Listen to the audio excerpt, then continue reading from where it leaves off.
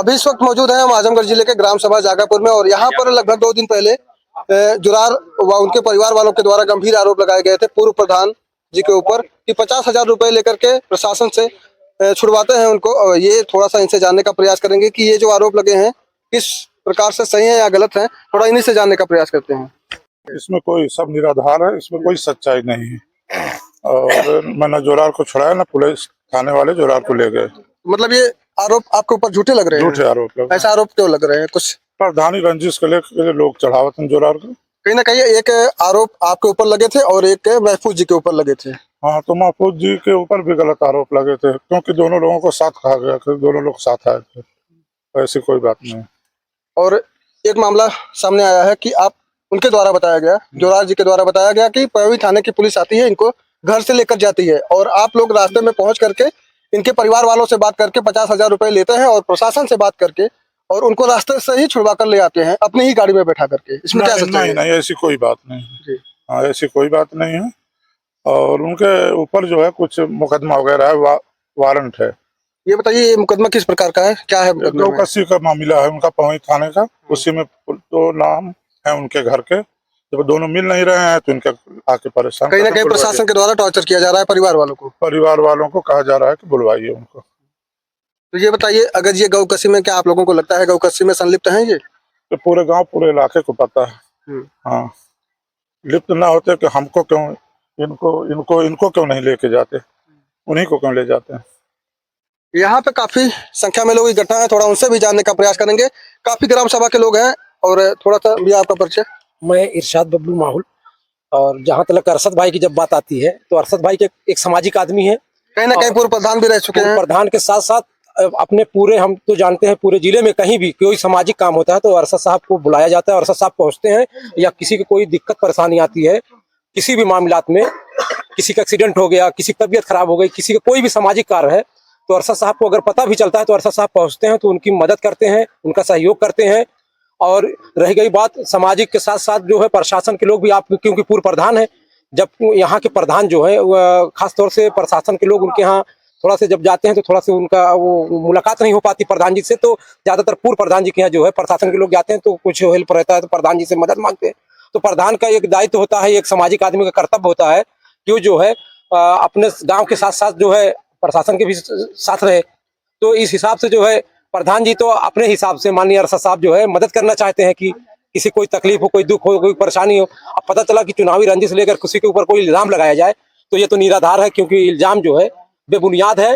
क्योंकि हम लोग जानते हैं अरशद भाई को, मेरा घर माहौल में है, कभी कोई जरूरत पड़ती है तो अरशद भाई को हम लोग फोन करते हैं तो आधी रात को 2 बजे रात को भी अरशद भाई आते हैं। और इनको भी कोई पंचायत है, कोई सामाजिक मामलात है तो हम लोग कहते हैं तो अरशद भाई उसमें जो है जा करके जो है उसका सुलह मसला या कुछ भी मतलब जो है उसको मध्यस्थता कराते हैं अरशद भाई जो है।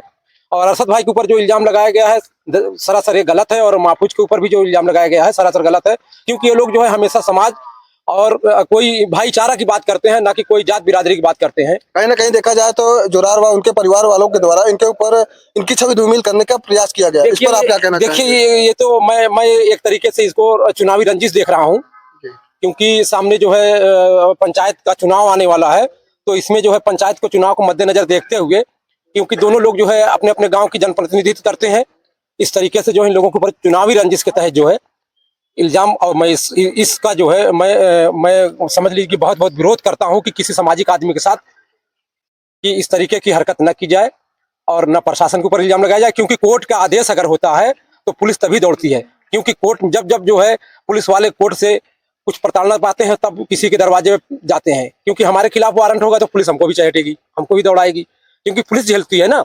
अधिकारी से लेकर के जज से लेकर के सब जगह तो पुलिस बेचारी परेशान होती है। अगर हमारे खिलाफ कोई वारंट है तो वारंट में हम रिकॉल कराएं। ये तो भाई कोई इसकी रिकॉर्डिंग कोई एविडेंस तो है नहीं कि किसी के घर कोई 12 बजे रात कर जा करके कहा हो, कुछ भी कहा हो। 12 बजे रात का कोई एविडेंस है उनके पास? इस तरीके का एविडेंस बताएं कि हमारे पास सीसीटीवी कैमरे में है या हमारे मोबाइल में है। आजकल के तो डिजिटल जमाना है, सीसीटीवी कैमरा है, मोबाइल है, आप रिकॉर्ड करिए, बताइए। आप किसी के ऊपर इल्जाम इस तरीके से नहीं लगा सकते हैं। यहाँ पे काफी ग्राम सभा के लोग हैं, उनसे भी जानने का प्रयास करेंगे। क्या नाम है भैया, क्या नाम चाचा आपका? ये बताइए, ये जो पूर्व प्रधान जी के ऊपर गंभीर आरोप लगे, इसमें क्या सच्चाई है? सब झूठ है, मंदिर सामने काटे। हाँ, ये सब गलत बातें हैं। हाँ, और सज्जन है, हम इतना बड़ा तब से है, कि 1000, 4000, 2000 लाख रुपए तक ब्याह शादी बांटे हैं भैया। जो भी आरोप लगाए गए हैं ये सब गलत है। सब गलत भैया, सब गलत है एकदम। क्या कहना चाहेंगे भैया आप? मैं यही कहना चाहता हूँ कि अरशद प्रधान जो है 20 साल प्रधानी किए और गांव के साथ जो भी किए तो अच्छा किए, लेकिन ये आज तक थाना और चौकी के दलाली नहीं किए कभी।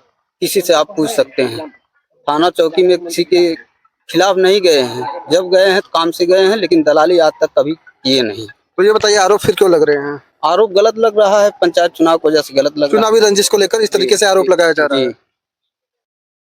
यहाँ पर समझ सकते हैं, मैं कैमरामैन से कहना चाहूंगा कि एक बार सबको दिखाने का प्रयास करें। काफी संख्या में यहाँ पर लोग इकट्ठा हैं और कहीं ना कहीं ये जो पूर्व प्रधान जी के ऊपर गंभीर आरोप लगे हैं ये कोई भी मानने के लिए तैयार नहीं है, क्योंकि सभी के द्वारा कहा जा रहा है कि ये कहीं ना कहीं चुनावी रंजिश को लेकर फंसाया जा रहा है। जिस तरीके से आपकी छवि धूमिल की गई है, इस पर आप प्रशासन से या जिसके द्वारा छवि धूमिल की गई है उससे कुछ कहना चाहेंगे? जो उसके द्वारा हम जाएंगे, कोर्ट में जाएंगे, थाने पे जाएंगे, अधिकारी से कहेंगे कि हमारे साथ जो है सामाजिक जो कितने लोगों को मैं सफाई दे पाऊंगा।